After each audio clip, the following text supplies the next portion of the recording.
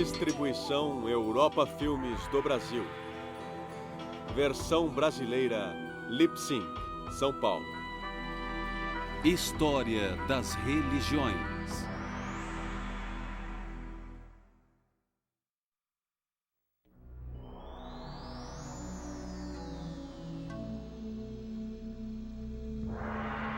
Clássicos e mitos do Mediterrâneo.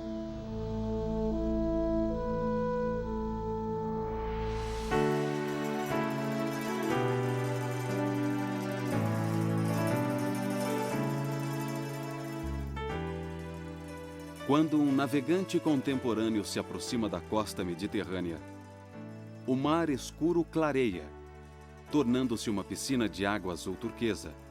Rochas antigas bordejam a costa e cintilam sob o sol, vestígios das grandes civilizações que aqui floresceram.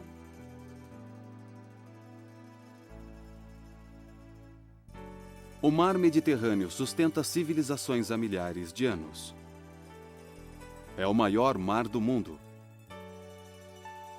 Acreditava-se que grandes deuses e deusas comandavam estas águas e as terras a seu redor. Teriam regido também os céus e as misteriosas cavernas subterrâneas, onde os mortos habitariam eternamente. Hesíodo, contemporâneo de Homero, escrevendo por volta de 700 a.C., falava sobre um deus chamado Oceanus, que teria sido o pai das águas doces. São muitas as filhas de Oceanus e sua esposa Tétis. 3.000 ninfas, presas pelos tornozelos, vagueiam sobre a face da terra. Entre os filhos de Oceanus estavam os rios Nilo, Tigre e Eufrates. Eles foram os berços das civilizações mais antigas da história. Muito antes dessas civilizações surgirem, 40.000 anos atrás, a espécie humana, já totalmente desenvolvida, começou a praticar ritos de passagem, aparentemente para atender à necessidade humana básica de realizar rituais. Suas obras de arte provam suas frequentes práticas rituais.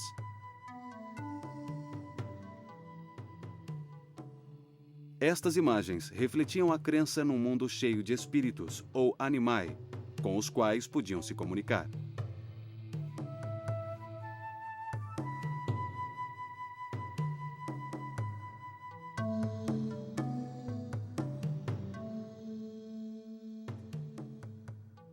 Através da idolatria e de sacrifícios, esses povos tentavam apaziguar esses espíritos animistas para assegurar fertilidade, sorte, prosperidade e sobrevivência.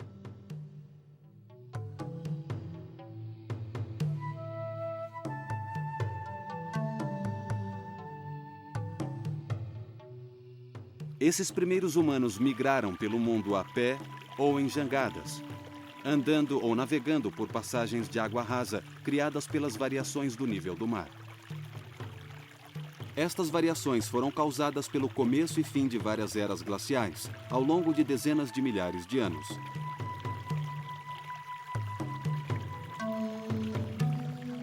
Quando as primeiras civilizações agrícolas surgiram, a espiritualidade humana sofreu uma evolução paralela. Os selvagens espíritos animais das eras da caça e da coleta tornaram-se espíritos domesticados da fazenda. Agricultores neolíticos adoravam o maior e mais forte animal da terra, o bisão. O bisão tornou-se a principal divindade masculina. Os neolíticos também adoravam uma deusa da fertilidade.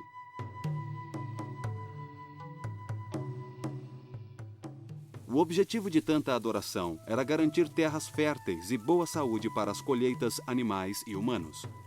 Acima de tudo, o agricultor neolítico queria manter uma harmonia natural entre os animais, as plantações e o sol e a chuva, tão vitais para a fertilidade e o crescimento. Este anseio por harmonia cósmica foi a força motriz por trás da espiritualidade primitiva. Assim como a colheita produzia alimentos para o presente e sementes para o futuro, a morte para os humanos seria a colheita e o renascimento do espírito. A harmonia da natureza era abrangente e o sol, a lua e o céu supostamente representavam os bisões e vacas de suas fazendas. Os rituais antigos refletiam essa harmonia e certamente as culturas primitivas criaram os mitos para explicar essa ordem cósmica. No delta, entre o Tigre e o Eufrates, surgiu a primeira civilização da Idade do Bronze, por volta de 3000 a.C. Estas eram as cidades-estados da Suméria. Esta civilização mesopotâmica marcou o início da história registrada. Um dos primeiros historiadores do mundo foi um autor desconhecido, que por volta de 2000 a.C. escreveu um poema, descrevendo o nascimento de sua terra natal, a Suméria. Quando nem o céu tinha nome, quando nem a terra tinha nome, e só existia Apsu, a primeira água doce, o pai, e Tiamat, a água salgada, a mãe, suas águas calmamente uniram-se. Este mito sobreviveu e difundiu-se porque milhares de anos antes, por volta de 3000 a.C., os sumérios tinham inventado um sistema de escrita chamado cuneiforme. Esse sistema foi usado pela primeira vez para registrar inventários, mas depois os sumérios o usaram para registrar sua dedicação aos seus deuses e mitos. Isto é o mais incrível sobre os sumérios. A sua maior contribuição foi provavelmente a língua. A língua suméria e a escrita cuneiforme dos sumérios sobreviveram à queda do Império Sumério e continuaram sendo usadas por muitos, se não por todos, os outros povos e civilizações da Mesopotâmia, como uma língua erudita. Assim como o latim, que sobreviveu à queda do Império Romano, tornando-se a língua dos eruditos durante a Idade Média. Eles descreveram cenas vívidas de deuses e deusas que regiam os céus, controlavam a existência humana e determinavam o destino de impérios. A cultura suméria marcou um grande avanço para a civilização humana. Surgiram centros urbanos, tais como Ur, Larsa e Kish. Eles criaram um sistema de leis e de governo para controlar o sofisticado sistema de irrigação que incrementava a produção agrícola.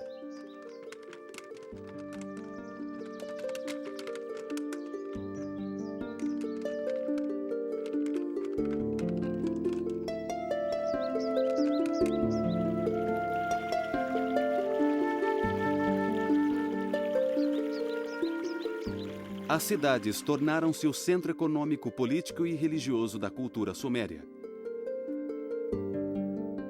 É quase certo que no início do período neolítico, os chefes locais faziam o papel de líderes políticos e espirituais. Já na Idade do Bronze, os chefes eram sacerdotes reis poderosos, responsáveis não apenas por exércitos belicosos, mas também por economias complexas e populações numerosas. Era comum os reis assumirem funções sacerdotais nas cidades que conquistavam. Eles serviam aos deuses e os deuses, por sua vez, serviam aos reis. A Suméria era composta por várias cidades-estados e cada uma dessas cidades-estados era regida por um deus ou deusa específico. Por exemplo, o deus patrono da cidade de Sipar teria sido o deus Utu, deus do sol. O deus da cidade de Érido era o deus Enki, que era o deus da sabedoria e também das águas. O deus da cidade de Ur era o deus Nana, que era associado à lua. A grande cidade-estado de Uruk era regida pela divindade matronal Inanna, a grande deusa chamada Rainha do Céu e da Terra. Ao fim do dia, a estrela radiante, a imensa luz que preenche o céu, a dama da noite surge no céu, e povos de toda a terra erguem os olhos para ela. Sagrada Inanna, a dama da noite faz com que todos se recolham para dormir. Criaturas vivas e vários povos da Suméria ajoelham-se diante dela. A Suméria se alegra. O jovem faz amor com sua amada. A dama da noite cintila no horizonte. Com o tempo, os sumérios cederam o poder na Mesopotâmia para seus vizinhos no oeste chamados semitas.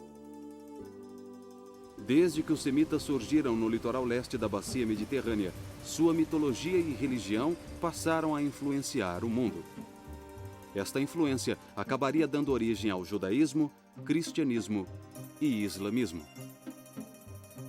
Um rei semita chamado Sargão, junto com seu neto, Naram-Sin, fundaram a primeira dinastia semita por volta de 2300 a.C. O sucessor de Sargão e Naram-Sin foi um governante semita chamado Hammurabi, que viveu no século XVIII a.C. Hammurabi governou o que viria a ser a mais famosa e mais influente cidade semita do segundo milênio antes de Cristo, a Babilônia. A magnífica cidade da Babilônia ficava às margens do rio Eufrates. O Código de Leis Hammurabi tornou-se um modelo de administração civil. Eram leis muito complexas que tratavam de vários assuntos, inclusive questões comerciais, e envolvia o que podemos chamar de lei da retaliação, ou seja, olho por olho, dente por dente, que parece meio radical quando pensamos nisso a princípio, mas se você pensar um pouco mais, ela não é tão radical quanto parece.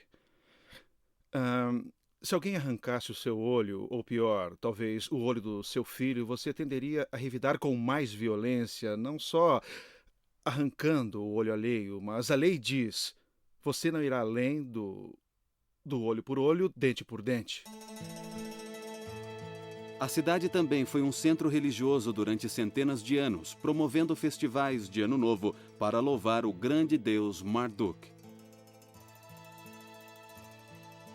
Os arqueólogos encontraram várias tábuas com escrita cuneiforme, onde escribas babilônicos registraram seus grandes épicos mitológicos. Entre os épicos mais fascinantes está o antigo relato sobre o mito Gilgamesh. No início da história, temos uma descrição de Gilgamesh.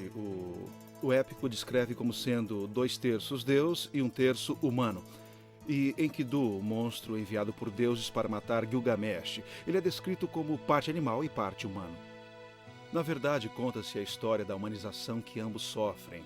A parte que mais emociona é quando Enkidu se aproxima da cidade de Uruk e Gilgamesh sai para enfrentá-lo fora das muralhas da cidade. Os dois se envolvem numa batalha terrivelmente violenta. Eles lutam até a exaustão e reconhecem que um é tão forte quanto o outro. E de repente, Gilgamesh se apoia nos ombros de Enkidu, olha dentro dos olhos dele e se vê neles. Exatamente como Enkidu olha nos olhos de Gilgamesh e também se vê em Gilgamesh.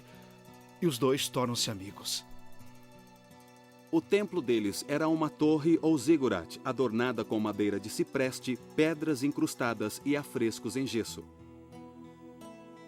Os arqueólogos acreditam que esta construção devia ter uns 15 andares. Uma altura extraordinária para os antigos do Oriente Próximo. As escrituras hebraicas viriam a se referir a esta zigurat como Torre de Babel. E esta zigurat, a Torre de Babel, deve ter sido erguida no século VI a.C., então este estilo arquitetônico perdurou por muito tempo. Elas lembram vagamente as pirâmides do Antigo Egito, mas tinham um propósito totalmente diferente. As pirâmides do Antigo Egito eram monumentos mortuários para os reis egípcios, enquanto que as zigurates eram lugares altos, literalmente altos, para que as pessoas pudessem se aproximar dos deuses e assim se comunicar com eles. Restam poucas preciosidades da fundação de tijolos da Babilônia. 4.000 anos de inundações e erosão apagaram quase todos os vestígios da cidade.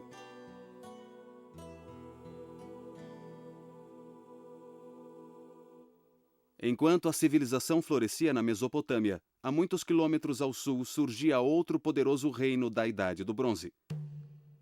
O rei Menés tinha unido o Baixo e o Alto Egito em 3100 a.C., criando o incipiente império das duas terras. Ao longo de várias dinastias egípcias, os combativos faraós empregaram muito esforço e dinheiro para consolidar suas conquistas, seu controle das rotas comerciais e estender seu domínio, tudo supostamente em honra das divindades egípcias reconhecidas nacionalmente.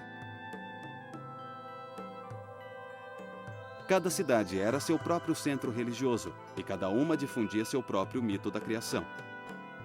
Em Tebas, por exemplo, acreditava-se que o mundo descendia de Amon, de quem se dizia ser grande demais para ser examinado e poderoso demais para ser entendido. Em Heliópolis, acreditava-se que o universo descendia de Nut, as águas primitivas do vazio e do caos. Nut ficava além do Sol e do mundo inferior, cercando o cosmo. O mundo como o conhecemos teria começado quando Atum, senhor de Heliópolis, ergueu-se no topo de uma pirâmide na forma de um sol.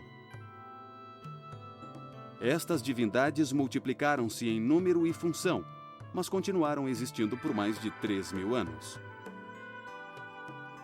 Muitos deuses egípcios mantinham traços do animismo neolítico. Enquanto alguns desses deuses eram associados ao sol, outros eram associados a animais. Eram geralmente caracterizados como animais ou híbridos humanos com cabeças de animais. Sekhmet, deusa da guerra, tinha cabeça de leão. A esfinge, um espírito híbrido encontrado na Mesopotâmia, no Egito e na Grécia, tinha corpo de leão alado e cabeça humana, geralmente feminina. O que restou dos hinos egípcios aos deuses reflete um belo senso de devoção. Por exemplo, este hino de Tebas é dedicado a Hathor, deusa do sol e senhora do amor. Ó Senhor do céu ocidental, ó deuses do céu ocidental, ó vós que regeis as praias do céu ocidental, alegrai-vos pela vinda de Hathor. Amamos ver sua beleza brilhar. Eu digo ao seu lado que me alegro ao vê-la. Minhas mãos se alegram. Venha a mim, meu corpo diz. Meus lábios entoam hinos sagrados para Hathor. Música 1.000.000 de vezes, porque amamos música. Milhões de vezes música para seu espírito gêmeo, seu Ka, onde quer que estejas. Durante vários milênios, os egípcios mantiveram-se concentrados no pós-vida. O pós-vida oferecia a todos o ideal da imortalidade espiritual. Servia para dar estabilidade às suas vidas, sua cultura e seu reino. Fico muito surpreso em ver a coerência que os egípcios tinham. Veja, por exemplo, o estilo de arte deles. A não ser por algumas exceções, ele foi muito constante durante os 3.000 anos da história antiga. A razão disso é que os egípcios deviam valorizar muito a permanência e a temporalidade. Trabalharam muito nesse sentido. Você sabe citar algum estilo arquitetônico que tenha sido mais permanente do que a pirâmide? Os egípcios se empenharam muito na preservação dos cadáveres pelo processo da mumificação. As famílias egípcias gastavam fortunas com a mumificação para preservar os corpos para a vida eterna e mantinham as tumbas durante várias gerações, depois do falecido já estar no reino dos mortos. Os egípcios chamavam o corpo físico de Shat, o corpo espiritual de Sahu e o coração de Ab. Eles acreditavam que ao entregar o corpo, o Shat, eles também enterravam Sahu e o Ab, que são o espírito e o coração. A imagem do falecido era chamada de Ka, e acreditava-se que não era enterrado, pois o Ka ficava abrigado nas estátuas dos mortos e recebia dádivas de comida, vinho, óleos e incenso queimado. Geralmente, sacerdotes e até capelas inteiras eram designados ao Ka de uma pessoa morta. A religião egípcia também reconhecia o Ba, ou alma, o Shaibit, ou sombra, o Shu, ou inteligência, e o Seshen, ou forma. Conceitos tão ricos e profundos provam o empenho dos egípcios em compreender o pós-vida, que suplantava outras ideias religiosas, como a crença numa futura era dourada na Terra ou a crença no fim do cosmo.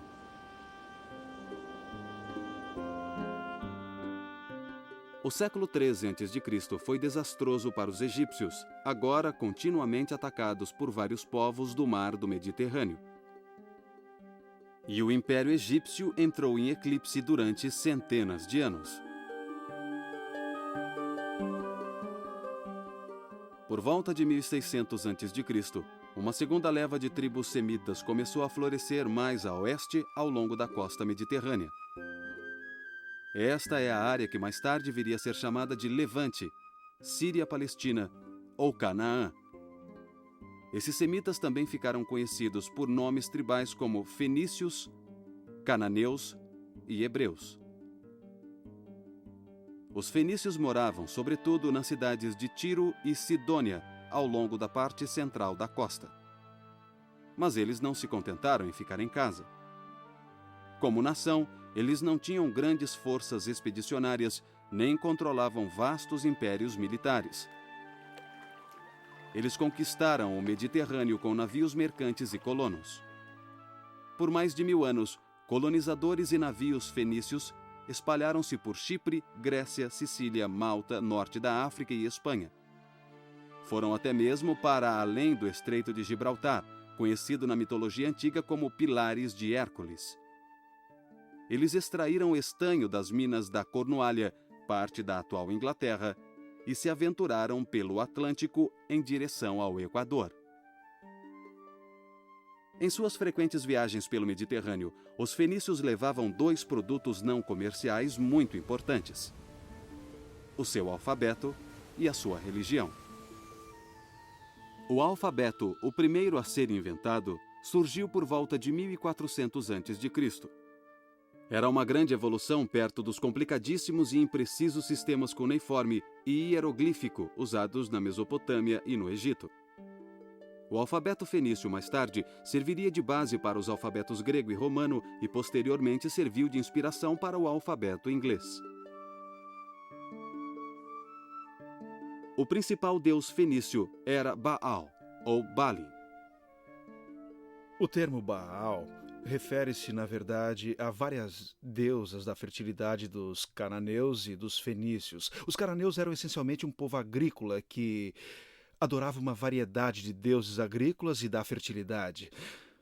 Baal era o deus das tempestades e o deus da chuva. E, como deus da chuva, ele fertilizava o gado e os campos, por exemplo, pois, através da chuva, o gado engordava. Aprendemos muito sobre esses deuses Baal em textos fenícios da cidade real de Ugarit. Esses textos nos deram uma imagem de Baal que, ironicamente, o retratam como tendo características muito parecidas com o Deus da Bíblia. Por exemplo, por ser o Deus das tempestades, Baal cavalga as nuvens. Exatamente como o Salmo 104 relata que Deus da Bíblia cavalga as nuvens e o vento. Baal, como Deus da Bíblia, era um juiz e garantia a justiça. Eu acho que esses paralelos sugerem que os antigos israelitas, sobretudo durante o século VIII e IX, lutaram muito no seu íntimo para decidirem a que Deus eles seriam leais. Mais tarde, os hebreus migraram para o que a Bíblia chama de Terra do Leite e do Mel. Esta é a região conhecida como Canaã, Palestina e, desde 1948, Israel. Em meio ao tumulto dos séculos 12 e 13 a.C., várias cartas hititas com escrita cuneiforme falam sobre um povo do Ocidente chamado Arriauans. Os egípcios os chamaram de Aquish, e Homero chamou-os de aqueus. A história chamou-os de gregos. Os gregos surgiram na Grécia por volta de 1600 a.C. São diferenciados de seus antecessores na Grécia, porque eles falavam grego e seus antecessores não, e adoravam deuses e deusas gregos, aqueles que conhecemos como Zeus, Hércules, Atena e outros. Eles se estabeleceram na Grécia por volta de 1600 a.C. e durante os 2 séculos seguintes tornaram-se muito poderosos e muito ricos. Grande parte desse poder e riqueza veio de sua habilidade militar, de saberem lutar contra invasores e guerrear como mercenários em outras terras, mas também enriqueceram com o comércio. Nesse ponto, eles se parecem muito com os fenícios, pois comercializavam no leste do Mediterrâneo e também no oeste. Sabemos que esses gregos da Idade do Bronze avançaram a oeste até a Itália, pois algumas de suas cerâmicas foram encontradas lá, assim como foram encontradas no leste. Os arqueólogos descobriram que os gregos da Idade do Bronze, também chamados de gregos micênicos, comercializaram e lutaram por toda a bacia mediterrânea. Eles se desenvolveram entre 1600 e 1200 a.C. e trouxeram seus tesouros e saques de volta às cidadelas de Micenas, Tirins, Tebas, Orcômenos e Pilos. Os gregos micênicos às vezes se ofereciam como mercenários no estrangeiro. Numa dessas aventuras, eles viram as grandes tumbas do Egito. Viram os rituais místicos egípcios na preparação dos mortos para o pós-vida. Impressionados com esses rituais, os gregos micênicos os adaptaram às suas próprias crenças. No fim do século XIII a.C., as cidadelas micênicas, a capital hitita na Anatólia e a cidade mesopotâmica de Ugarit estavam em ruínas. Piratas vagavam pelo Mediterrâneo e as grandes civilizações da Idade do Bronze ruíram sob seu próprio peso militar. Demoraria séculos para a Grécia voltar a exibir algum sinal de vida. Uma questão muito debatida por estudiosos é por que houve a Idade das Trevas. Por que esses grandes centros políticos, administrativos e militares existentes em volta da Grécia ruíram?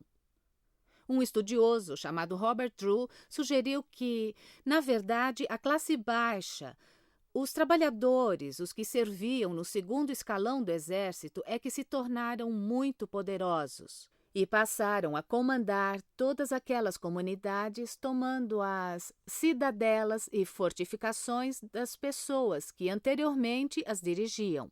Como resultado desse levante, que Drew acredita ter abrangido toda a parte oriental do Mediterrâneo, nós vemos a queda quase literal no caso de algumas comunidades, mas figurativa no caso de outras, dessa cultura do fim da Idade do Bronze.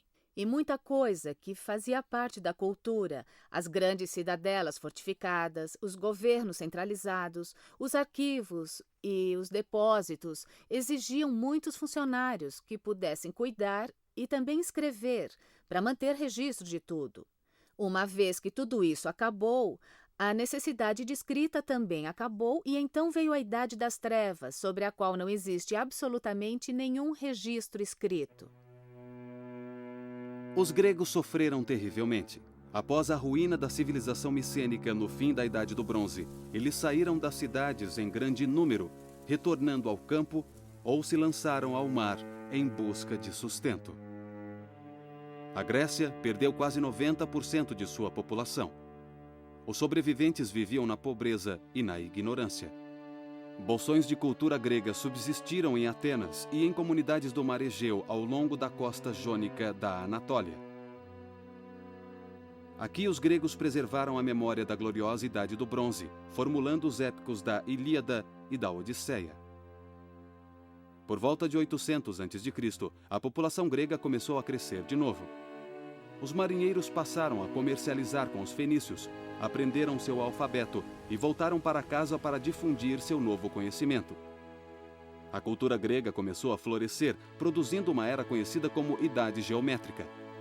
Isso aconteceu entre os séculos IX e VIII a.C., um tempo caracterizado por esculturas e pinturas em vaso decorados com linhas e curvas geométricas que representavam tanto formas humanas quanto abstratas.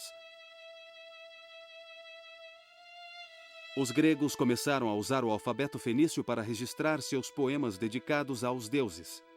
Mais tarde, escreveram os épicos heróicos, inclusive aqueles atribuídos a Homero.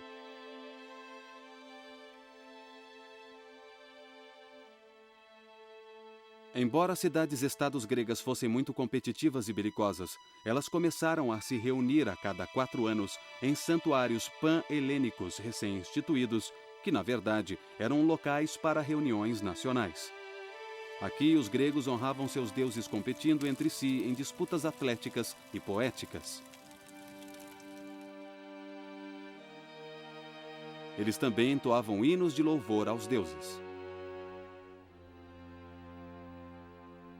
Cante para mim, ó musa, sobre os trabalhos de Afrodite, que desperta desejos nos deuses e subjuga raças de homens, assim como os pássaros do céu e todos os inúmeros animais que se alimentam da terra e do mar. Tanto Hesíodo quanto Homero usaram seu aguçado intelecto grego para modificar e realçar antigos épicos que eram transmitidos oralmente desde a Idade do Bronze. A Ilíada e a Odisseia não podem, de forma alguma, ser subestimadas quanto à influência que exerceram sobre a cultura grega. Foi das páginas de Homero, tanto da Ilíada quanto da Odisseia, que poetas posteriores extraíram personagens e situações para suas poesias e peças dramáticas. Foi de Homero também que pintores de vasos e escultores tiraram cenas e personagens para suas criações. Por exemplo, vários vasos pintados em Atenas no século VI e V a.C. tiraram de Homero as características dos grandes heróis Odisseu e Teseu, e Hércules e Aquiles, muitos dos heróis celebrados e cantados nos poemas de Homero. Enquanto Homero cantava feitos da guerra de Troia, Hesíodo cantava sobre a criação do mundo. Homero e Hesíodo preservaram assim as tradições religiosas da Idade do Bronze, reafirmando-as em termos que refletiam os avanços intelectuais de sua própria era. As divindades de origem grega incluíam Hera, deusa da fertilidade, do casamento e do parto, idolatrada na planície agrícola de Argos. Havia Deméter, a deusa da agricultura, que regia os ciclos anuais de colheita da vida e da morte. E Ártemis, deusa semelhante à mãe natureza, era idolatrada em Dilos e Éfeso, na Anatólia. Entre as divindades gregas de origem estrangeira estão Apolo, do norte, Afrodite, baseada em Ishtar, no leste, e o deus da tempestade, Zeus, derivado da cultura indo-europeia em geral. Cerca de um século depois de Homero, os atenienses, por volta de 600 a.C., reuniram estas e outras divindades num panteão canonizado de 12 deuses olímpicos. À medida que a cultura grega florescia, seus deuses se assemelhavam mais a criações de arte que a inspirações para a idolatria. Os gregos aprenderam a construir imensos templos de pedra com os egípcios. Mas esses templos não eram locais de reunião. Eram construções luxuosas para abrigar estátuas dos deuses. Os gregos decoravam os templos com colunas cuidadosamente esculpidas, esculturas tanto nas fachadas quanto nos fundos e uma belíssima estátua no centro. Guiados pela arquitetura egípcia e um dom artístico inato, os gregos buscavam a pureza das linhas e forma.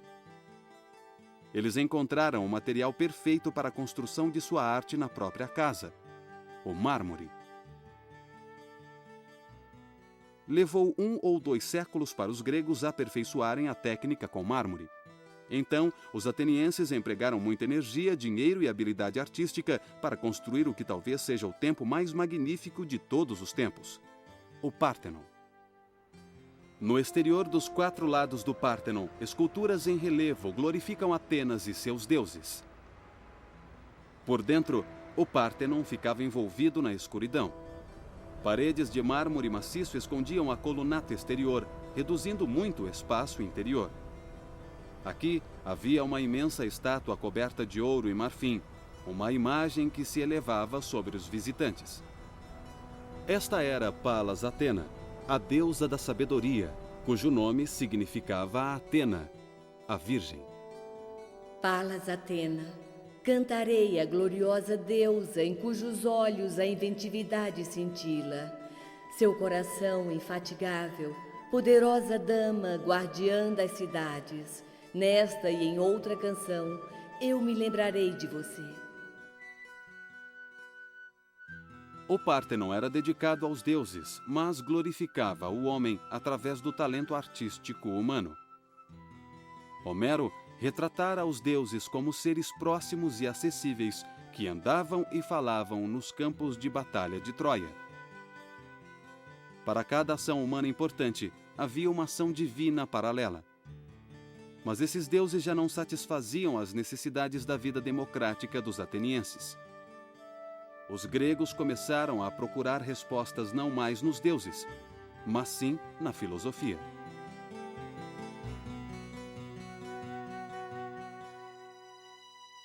Neste ponto da história, por volta do século IV a.C., a cultura, a religião e a filosofia gregas estavam relativamente livres de influência externa. Então, um vizinho da Macedônia, Alexandre o Grande, invadiu a Grécia e a Pérsia.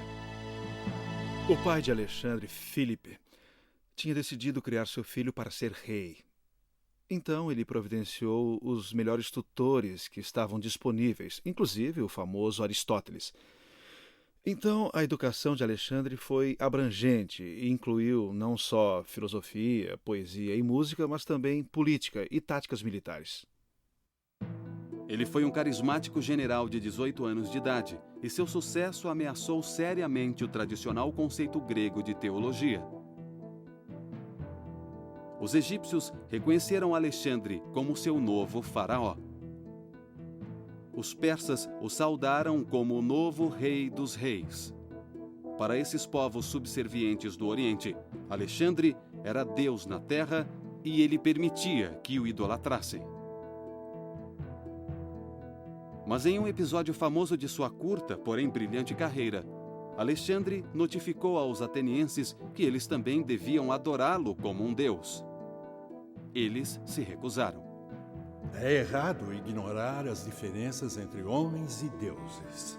Não devemos fazer um homem parecer maior do que é, prestando-lhe honrarias excessivas ou, ao mesmo tempo, degradando impiedosamente os deuses, nivelando-os aos homens. Ainda assim, a ambição divina de Alexandre foi a primeira de várias intromissões teológicas orientais que o mundo greco-romano sofreu. Alexandre morreu na Babilônia prematuramente aos 33 anos. A esta altura, as civilizações gregas do leste do Mediterrâneo já estavam bastante cosmopolitas. Mais de uma dúzia de cidades chamadas Alexandria salpicavam o Mediterrâneo no Oriente Próximo. Cada uma tinha seu próprio símbolo da cultura grega, normalmente um teatro ou um estádio. A mais importante dessas cidades ficava no Egito. Aqui, as vitórias de Alexandre deram origem a um novo tipo de templo dedicado às artes e às ciências. Eles o chamavam de Museion, ou museu, porque era dedicado às 9 musas, as deusas das artes. Esse templo das musas abrigava uma biblioteca, uma das primeiras bibliotecas em grande escala que nós conhecemos da antiguidade. Nessa biblioteca trabalhavam muitos eruditos, iguais aos universitários e estudiosos de hoje. Eles copiavam, estudavam e comentavam obras literárias antigas, inclusive os poemas de Homero e poemas escritos no século V, no auge do período clássico ateniense.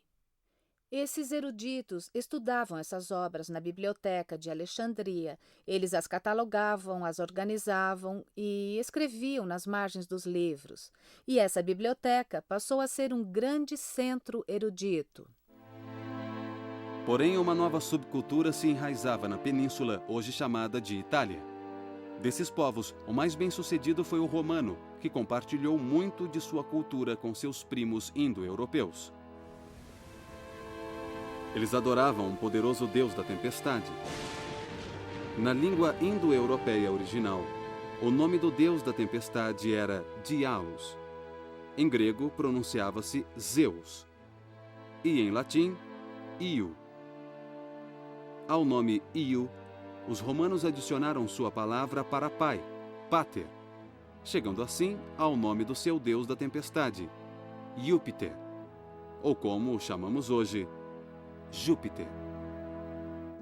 Nos primeiros anos, um período que durou de 500 a 50 a.C., a República Romana defendeu e expandiu seus territórios. As semelhanças culturais entre os gregos e os romanos aumentaram quando os romanos conquistaram a Grécia em 146 a.C. Eles drenaram a Grécia de toda a sua arte, poesia e pensadores, adaptando-os o máximo possível à língua latina e a seu estilo itálico. Muitas vezes, eles tomaram emprestados deuses e deusas até na aparência. No caso de Apolo, por exemplo, pegaram o nome também. Em outros casos, eles misturaram esses deuses e deusas com divindades itálicas locais. Os romanos acharam equivalentes locais para os 12 deuses gregos olímpicos. Por exemplo, o deus romano Netuno era equivalente a Poseidon, deus do mar. Mercúrio era associado a Hermes, o deus grego que levava almas mortas para Hades.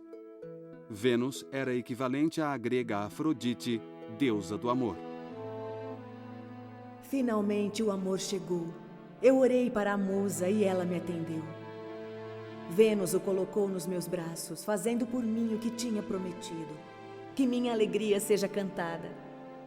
Aqueles que não têm nenhuma, contem-na em uma história. Nós nos encontramos e somos ambos dignos. O Império Romano era uma mistura de religiões. Seu imenso tamanho explicava a variedade de influências. Mas você, romano, deve se lembrar. Precisa guiar as nações por meio da sua autoridade, pois esta é a sua habilidade. Deve enxertar tradição à paz, mostrar piedade aos conquistados e lutar até que os duros tombem. Muitos cultos e religiões foram assimilados nesta colcha de retalhos. Os egípcios ainda se pareciam muito com seus ancestrais, que durante milênios adoraram seus faraós como deuses. O culto em Roma agora se voltaria ao pai de Augusto, Júlio César. O culto ao imperador difundiu-se pelo Império Romano em poucas décadas. Mas um grupo de adoradores se destacou quando se recusou a seguir essa prática. Era um grupo de judeus palestinos que acreditava num Salvador a quem chamavam Cristo. No início, o cristianismo era um entre vários cultos das terras conquistadas por Roma. No século IV d.C., o imperador Constantino promulgou o Édito de Milão, tornando o cristianismo uma religião aceita no Império Romano. Mais tarde, ela tornou-se a religião oficial de Roma. Mas muitos séculos depois de o cristianismo se tornar predominante, antigas tradições pagãs ainda afetavam a iconografia cristã, quando mitos grecos romanos foram retratados na arte judaico-cristã. Séculos se passaram, mas por fim, os antigos mitos e religiões do Mediterrâneo cederam totalmente a uma nova ordem. As três grandes religiões ocidentais, cristianismo, islamismo e judaísmo, todas elas monoteístas, suplantaram todas as religiões politeístas e todas as mitologias que haviam prosperado na Grécia, Roma, Egito e terras do Oriente Próximo. Durante toda a antiguidade e até bem depois, mitos foram maneiras poderosas de explicar o mundo. Os mitos, pelo menos, tentavam explicar o que as pessoas, de outra forma, jamais entenderiam. Em termos simbólicos ou espirituais, a perspicácia da mitologia antiga às vezes se iguala ou mesmo excede a mais profunda teologia da nossa era científica moderna. Hoje, poucos adoram as divindades mitológicas das antigas civilizações do Mediterrâneo. Mas as crenças e princípios constituídos nos primórdios da história ocidental continuam a nos moldar de forma poderosa, ainda que invisível.